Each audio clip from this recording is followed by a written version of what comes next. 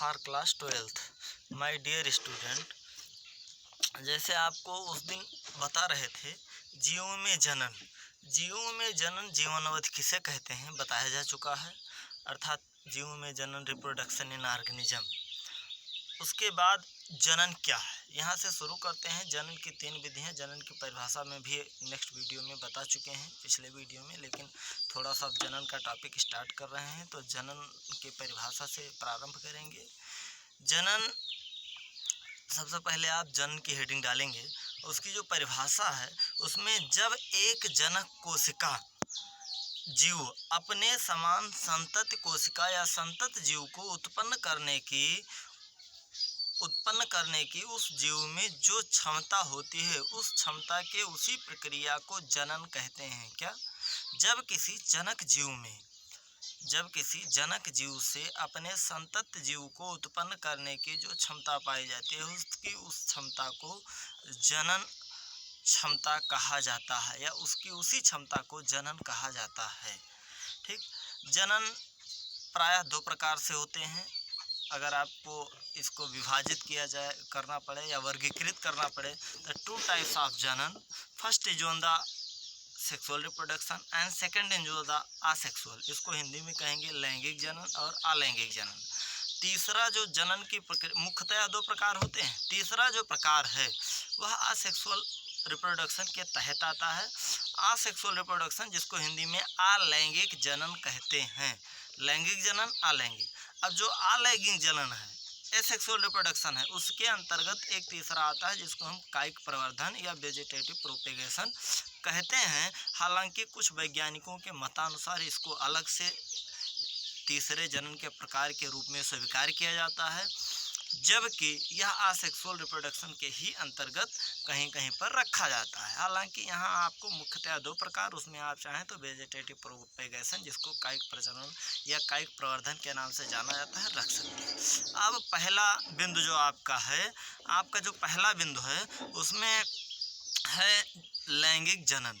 लैंगिक जनन, जिसमें जो जनक कोशिकाएं होती हैं, जनक कोशिकाएं 2 रूप में होती हैं, एक नर और दूसरा मादा। नर और मादा जनक कोशिकाएं जब एक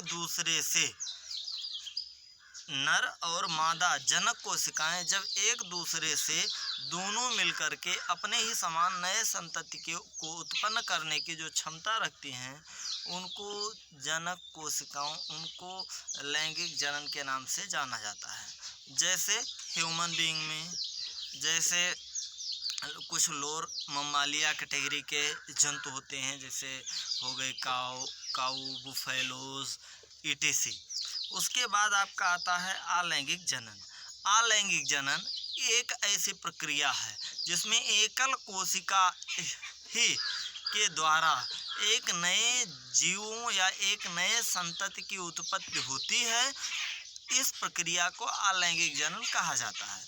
अलैंगिक जनन में जैसे अमीबा, पैरामीशियम, यूग्लिना इत्यादि। हालांकि कुछ जगहों पर विरोधाभास आपको मिलेगा। यूग्लिना कुछ हद तक जो है मैक्सिमम टाइम में 80% असेक्सुअल या अलैंगिक रिप्रोडक्शन करता है, लेकिन कुछ हद तक के बाद जब इसको फेवरेबल कंडीशन नहीं मिलता तो यूग्लिना जैसे कुछ एक्सेप्शन अपवाद स्वरूप जीव हैं जो अलैंगिक जनन भी करने लगते हैं।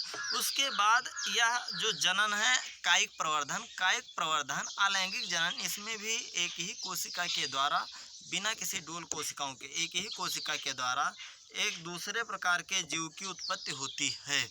यह भी उसी तरह जैसे असेक्सुअल रिप्रोडक्शन अर्थात अलैंगिक जनन की प्रक्रिया में जैसे हुआ करता था, वैसे इसमें भी होता है। अर्थात इसमें भी एक ही कोशिका से नई कोशिकाओं के उत्पन्न होने की क्षमता विद्यमान होती है और होता भी है। उस प्रक्रिया को कायिक प्रवर्धन कहते हैं।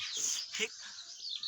यह पाया जाता है जैसे रोज़ के प्लांट हो गए, जैसे शुगर केन के प्लांट हो गए, या इसी तरह के और ऐसे कुछ जो है लोअर श्रेणी के और हायर कैटेगरी के भी पौधे देखे गए हैं जिनमें कायिक प्रवर्धन प्रायः पाया जाता है। उसके बाद अब हम आते हैं जो है, ये आपके जनन के 3 प्रकार हो गए, और फर्दर इसी चैप्टर में जनन को डिटेल से लैंगिक जनन के बारे में आपको पढ़ना है अभी जो है। एक एक की परिभाषा और एग्जाम्पल आपको बताया गया है। अब जैसे नेक्स्ट जो टॉपिक आता है, इसमें होता है महाविपत्ति। महाविपत्ति किसे कहते हैं? महाविपत्ति जिसको कहा जाता है बंगाल का आतंक, टेरर ऑफ बंगाल। महाविपत्ति एक ऐसे पौधे का नाम है जो हमारे देश में दूसरे देश अर्थात एक्जोटिक प्लांट की श्रेणी में आता है। एक्जोटिक प्लांट उस पौधे को कहते हैं जो पौधे कहीं विदेशी मुल्कों से लाए गए हैं और उनको सजावट या किसी अन्य उद्देश्यों से इस देश में स्वदेश में लाया गया और यहाँ पर रोपित किया गया, और उनका जो बैड इफेक्ट है, उनका खराब जो उनकी स्थिति है वह बहुत ही दयनीय स्थिति हो गई, क्योंकि जिस उद्देश्य से उनको लाया गया for the purpose of ornamental as a ornamental plants which can not be completed, उनका जो उद्देश्य था सजावटी पौधे का उद्देश्य सजावट करना था, वह उद्देश्य पूर्ण नहीं हो पाया। अपितु सजावट के साथ उसका जो ड्रॉबैक जुड़ गया कि इस पौधे के का यह जो पौधा है इसको वाटर हाइसिंथ और हिंदी में जलकुंभी के नाम से जाना जाता है, जिसके प्रायः नीले नीले फूल होते हैं और यह पौधा तालाबों में उगता है। यह पौधा जब तालाब में रहता है तो तालाब से drainage of oxygen from the water molecule से ऑक्सीजन को गेन कर लेता है, अर्थात ग्रहण कर लेता है, जिसके कारण वाटर में BOD जिसको हम कहते हैं बायोलॉजिकली ऑक्सीजन डिमांड, जब यह पौधा पानी से ऑक्सीजन को ग्रहण कर लेता है, यह इन्वायरमेंट से ऑक्सीजन नहीं लेता, पानी से ऑक्सीजन को ले लेता है, जिसके फलस्वरूप इस पौधे के कारण जो ऑक्सीजन डिजॉल्व है वह जब कम हो जाता है तालाब में तो जलीय जीव मरने लगते हैं। इसका यह बहुत ही बैड इम्पैक्ट होता है, जिसके कारण इस पौधे को कम करा जाने की पूरी कोशिश की जा रही है, लेकिन यह जो है जगह जगह और फैलता चला जा रहा है। तो इस पौधे को हम महाविपत्ति या बंगाल के टेरर, क्योंकि बंगाल से लाया गया है इसलिए बंगाल के टेरर के नाम से, बंगाल का आतंक इसको विभूषित किया गया। महाविपत्ति या हमारे जलीय जीवों पर विपत्ति की तरह कार्य करता है, इसलिए महाविपत्ति के नाम से जाना जाता है। और यह एक अकेला ऐसा पौधा है जो इस तरह से, उसके बाद यह जल में सर्वाधिक विकसित या वृद्धि करने वाला खरपतवार है। यह जल से ऑक्सीजन को खींच लेता है, जैसे अभी आपको, और जलीय जीव जो ऑक्सीजन को जल से ग्रहण करते हैं वो मरने लगते हैं, इसीलिए इसको महाविपत्ति के नाम से भी जाना गया। उसके बाद अब आता है एक बिंदु है जो परीक्षा में आपसे 1 नंबर में पूछा जाता है, पुनरुद्भवन क्या है? पुनरुद्भवन यह एक प्रक्रिया है जिसमें कोई ऐसा जीव जो अपने किसी बॉडी के एक हिस्से से नए पौधे या किसी बॉडी के एक हिस्से से नए जीव का निर्माण कर सकने में सक्षम हो, उसको पुनरुद्भवन के नाम से जाना जाता है। जैसे हाइड्रा में बर्डिंग इन हाइड्रा, वहाँ सेक्सुअल रिप्रोडक्शन में अलैंगिक जन्म में भी आता है, लेकिन यहाँ पर पुनरुद्भवन में रखा गया है कि इसको यदि हाइड्रा को उसके बड यदि टूट जाते हैं और वो अलग होते हैं पौधे से, ऐसी स्थिति में वो बड से नए जो एनिमल हैं बड से जो नया पौधा है वह उग आता है, तो उसको पुनरुद्भवन के नाम से जाना जाता है। जैसे आपको बताया गया, यह एक प्रक्रिया, पुनरुद्भवन एक प्रक्रिया है जिसमें वह अपने जनक कोशिका से जब उसका कोई भी हिस्सा अलग हो जाता है और वह पुनः जनक कोशिका का रूप धारण कर लेता है, तो उसको पुनरुद्भवन के नाम से जाना जाता है। उसके बाद हम आते हैं लैंगिक जनन। लैंगिक जनन आपको परिभाषा बताया गया, परिभाषा एक बार फिर बता दे रहे हैं। जैसे जो लैंगिक जनन की प्रक्रिया होती है, परिभाषा के अनुसार जब एक जीव विपरीत लिंग के, जैसे आपको इसमें दिया गया विपरीत लिंग, इसके पहले आपको बताए थे नर और मादा, जब एक जीव विपरीत लिंग अर्थात एक दूसरे के विपरीत लिंग को धारण करने वाले विपरीत लिंग के नर और मादा जिनको हम कहते हैं, एक दूसरे के संपर्क में आने पर, अर्थात एक दूसरे के संपर्क में आने का तात्पर्य उनके युग्मकों के संपर्क में आने पर जब निषेचन की प्रक्रिया, वो संपर्क में आते हैं, उसी प्रक्रिया को जनन कह दिया जाता है। लेकिन लैंगिक जनन में संपर्क में आने के बाद उनके युग्मक एक दूसरे के संपर्क में आते हैं और युग्मनज का निर्माण करते हैं, इसी बिंदु को निषेचन भी कहा जाता है। तो लैंगिक जनन में 3 घटनाएं होती हैं, ठीक। पहली घटना निषेचन पूर्व घटनाएं, दूसरी निषेचन तीसरी, निषेचन के बाद की घटनाएं। निषेचन के पूर्व की घटनाओं में आता है गैमेटोजेनेसिस, युग्मकोत्पादन, जिसको हम कहते हैं युग्मको निर्माण। युग्मक के बनने की प्रक्रिया को गैमेटोजेनेसिस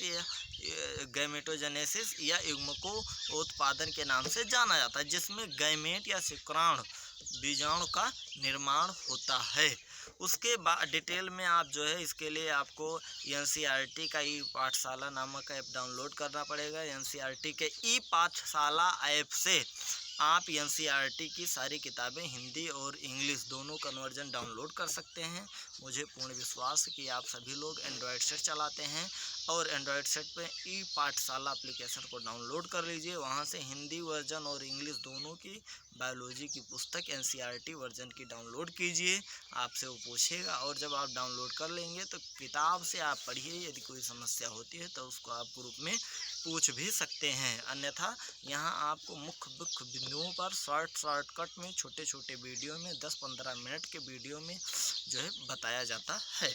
उसके बाद जैसे 3 घटनाएं, निषेचन, युग्मक के एक युग्मक, नर का युग्मक और मादा के युग्मक में के संपर्क में आने पर उनके जो न्यूक्लियस केंद्रक का एक दूसरे से मैटिंग होता है, उसके बाद जिस चीज़ का निर्माण होता है उसको हम युग्मनज कहते हैं। इस पूरी प्रक्रिया को निषेचन कहते हैं। युग्मक के निर्माण की प्रक्रिया को युग्मकोत्पादन कहा जाता है। युग्मकोद्भिद जिसको हम कहते हैं, युग्मक का उदय होना, वह निषेचन के पूर्व की घटना है। निषेचन बताया गया अभी परिभाषा, जब एक नर के गैमेट जो होते हैं युग्मक और मादा के युग्मक एक दूसरे के संपर्क में आने के फलस्वरूप जब युग्मनज का निर्माण करते हैं तो उसे निषेचन कहते हैं। अब निषेचन के बाद जब युग्मनज बन जाता है उसके बाद उसका शिशु के रूप में या वृक्ष के रूप में या पौधे के रूप में या भ्रूण के रूप में उत्पन्न होना ही निषेचन के बाद की घटनाओं में शामिल किया जाता है। उसके बाद जब हम आगे चलते हैं और हायर कैटेगरी के जीव में, ये रही बात आपके लोअर कैटेगरी के जीव और एनिमल जो लैंगिक घटनाएं होती हैं।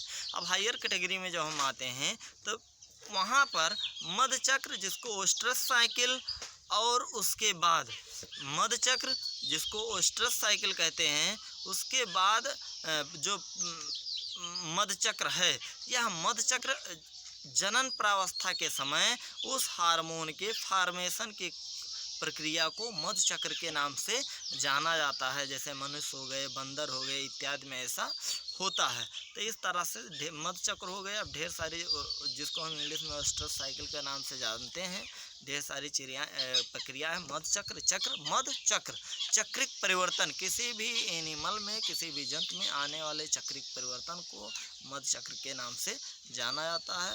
Thanks for watching video. फिर नेक्स्ट डे आपको मिलेंगे।